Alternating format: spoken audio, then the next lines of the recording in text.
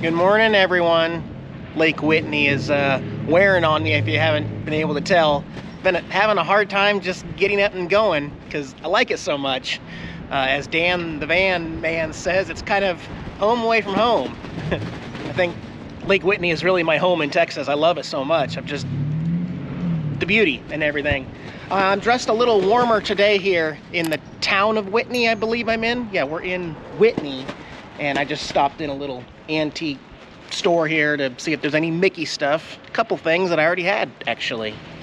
So today, just gonna be going around, getting some fresh air. The bike, as I keep mentioning, always just seems to reset me on the road.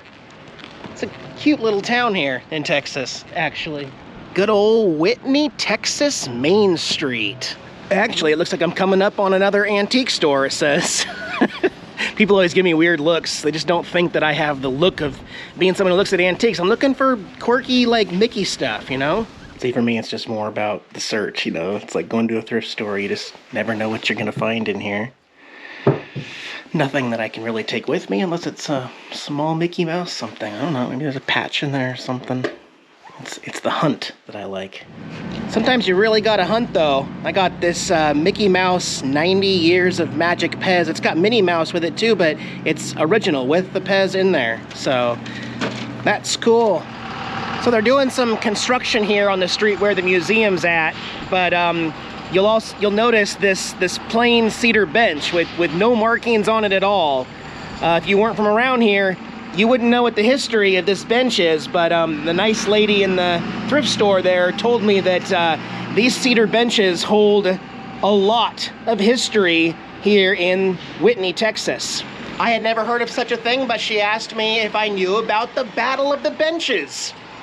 Nope, never heard of that one. So she talked for a good 10 minutes and told me about the history. Didn't want to be on camera, but back in 1949, there was the Battle of the Benches, where the women townfolk here of Whitney were tired of the men sitting on the benches and cussing and spitting and just being obnoxious here on the benches. So they cried and complained and wanted the men to move to the alleys around the corner.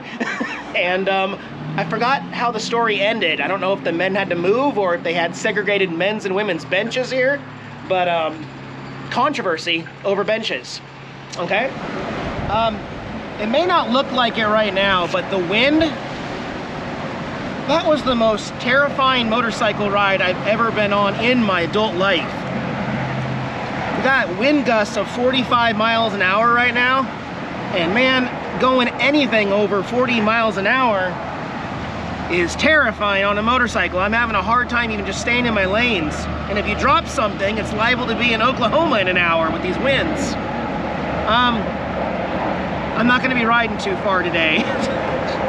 It's crazy. I'm here in Hillsboro, Texas, and we got Lone Star Cafe. Looked at some pictures. They got a Google rating of 4.6, so that's where I'm gonna have lunch. If I don't get blown over on the walk. I mean, it's beautiful, it's sunshine, there's not a cloud in the sky anywhere, but this wind is just incredible on a motorcycle. This looks promising. This definitely feels like Texas. Look at the little light up town up there. Here's the specials. Catfish sandwich. Look at that old school RC Cola metal advertising sign. All right, I got to order in for some food. Lunch has just begun here, so it's not too busy. I'm seated in the bar area here in a booth. No tater haters here. I got my tater tots. I got a bacon cheeseburger that looks scrumptious. You wouldn't like it, guys. All right, local USDA beef. Throw it on the ground. I mean. Hot. I always smile when they serve tater tots instead of fries. So, I'm not a terribly social person, but I'll strike up a conversation sometimes when I'm not familiar with places, and I'm glad I did. My server was very helpful. We're gonna go check something out here in Hillsboro and not go back down to Waco today. Okay?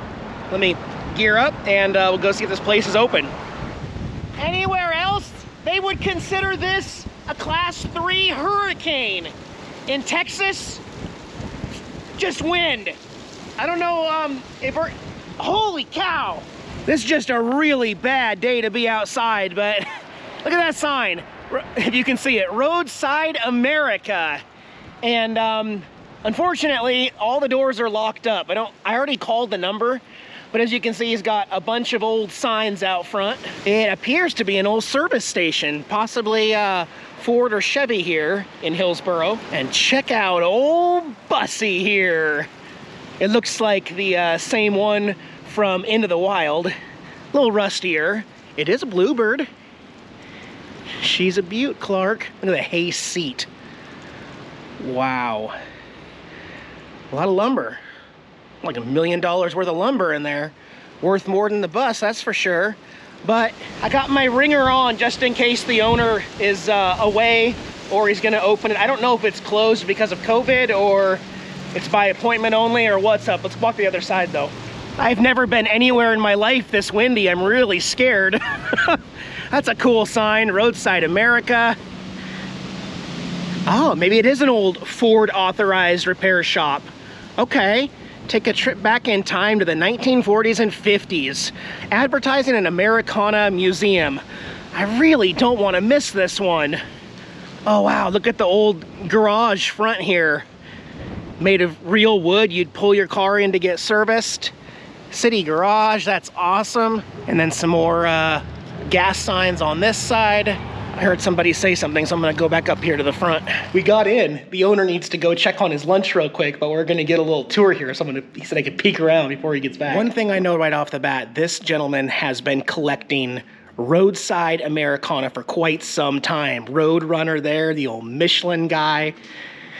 Here's Pepe Le Pew, Bugs Bunny, Donald Duck. My name's Eric, by the way. You're the owner of this place, so you've been collecting all this? This is quite impressive. Got a little bit of everything in here.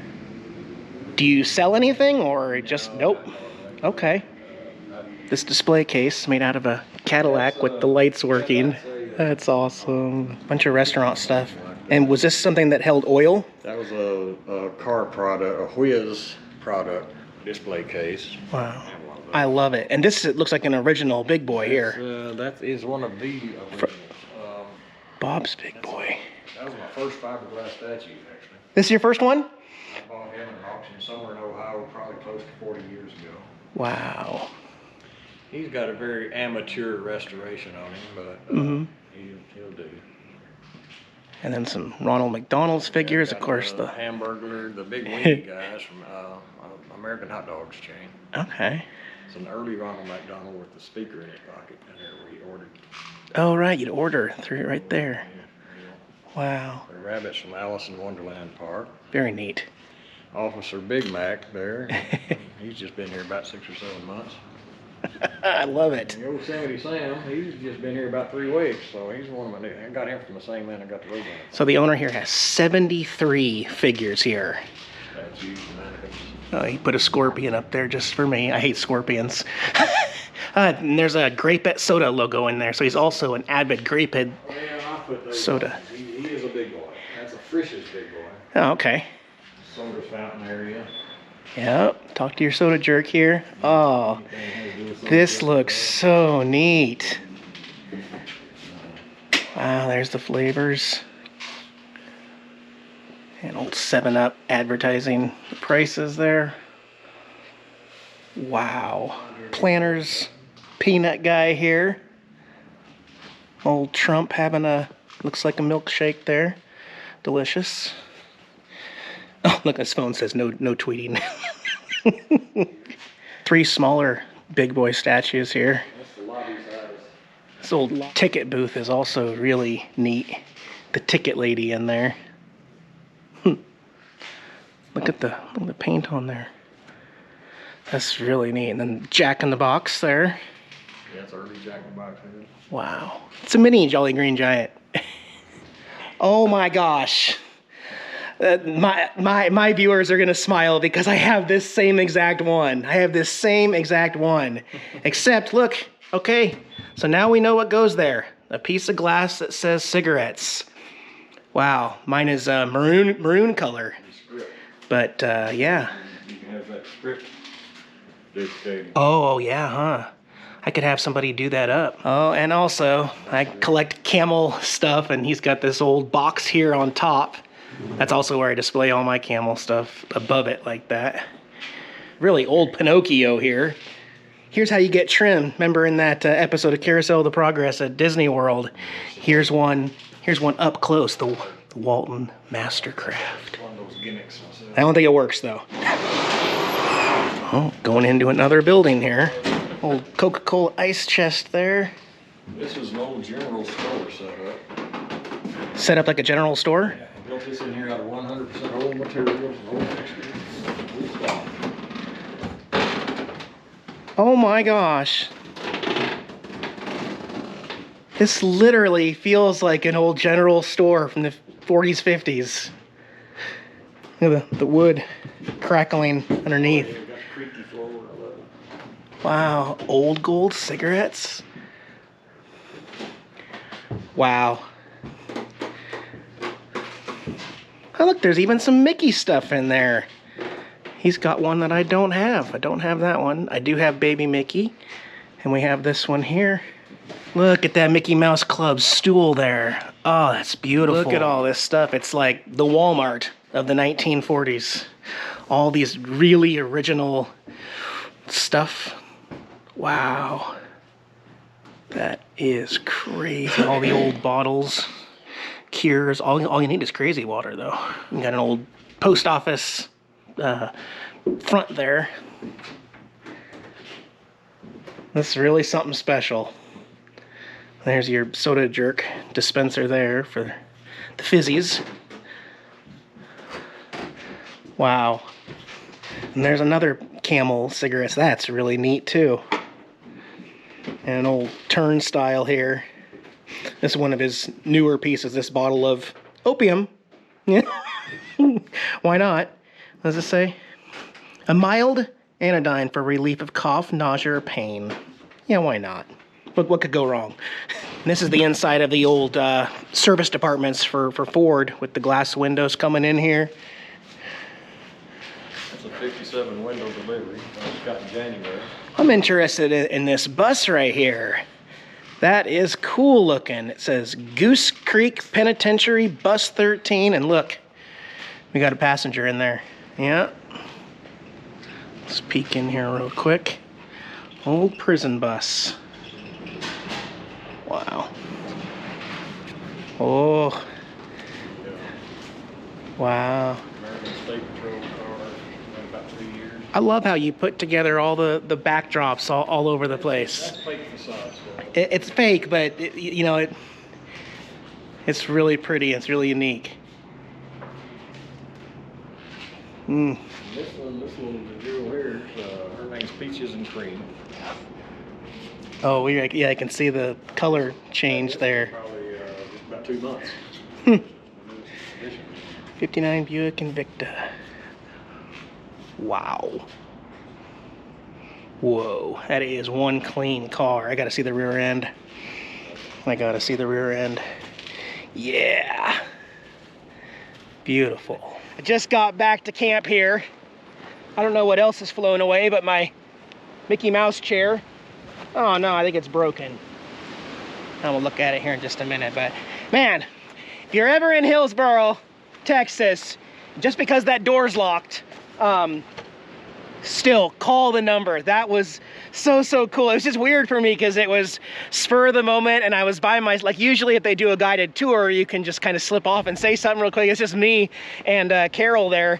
And so you probably hear him talking in the background while I'm trying to also show what I liked and everything, but it was really cool. Highly recommend that. Stop, let me sit down here under the shade here. I don't know how I feel about my bike ride back. This wind anywhere else would they would make a much bigger deal about it. Here in Texas, 50-mile-an-hour gusts of wind, they don't even bat an eye. And riding the motorcycle was weird. I mean, it's 75-mile-an-hour speed limit. I was struggling to do 35 with the motorcycle like completely over on its right side away from the double line, leaning and angling to fight the winds that's coming at me there. And then when you hit somewhere where the wind goes away, it jerks me back over and I almost crossed the double yellow line. It was terrifying. Okay, I've been riding motorcycles my whole life. That's not even a lightweight motorcycle. That's a 750-pound motorcycle. And just the wind just rocking me around like I'm a feather. Terrifying. The most terrified I've ever been on a motorcycle in my life. Also, gosh, my jacket, it was so windy that my jacket came all the way up over my head. I thought I was gonna die, guys. And I don't even know why I'm sharing this with you, but I could not pull my jacket down from the force of the gusts of wind, and it went all the way up my armpits and then over my back, over my head, and I'm holding on one hand and trying to move the jacket until I could get pulled over. And then I took the jacket off. I was just like, holy cow. I have never, even in Wyoming and North Dakota, I have never seen this much wind in my life. Needless to say, I think it's gonna be a while until I get the guts to ride the motorcycle again. At least here in Texas. This is crazy. I've never seen anything like this, and my heart's still beating 1,000,000 miles an hour because I thought I was gonna die on the way back. I'm not joking, I'm not exaggerating. I thought my life was going to end a couple times there, and my heart's still beating 1,000,000 miles an hour. But that museum was awesome. Holy cow. Maybe the wind's dying down a little bit. You know, that's the first time in quite some time I put a lot of effort into an intro in this video. I really did put a lot more into that than the rest of the video. But you know, sometimes you're out here in nature, you really want to showcase it a little more, at least I do. So that was me. Gonna be packing it up. This is my last night. Gotta move on and take care of a few things for my next video. So Tara and I will see you in the next one. And Lake Whitney, I may be back. I may be. I don't know. Have a good one, guys. Bye-bye.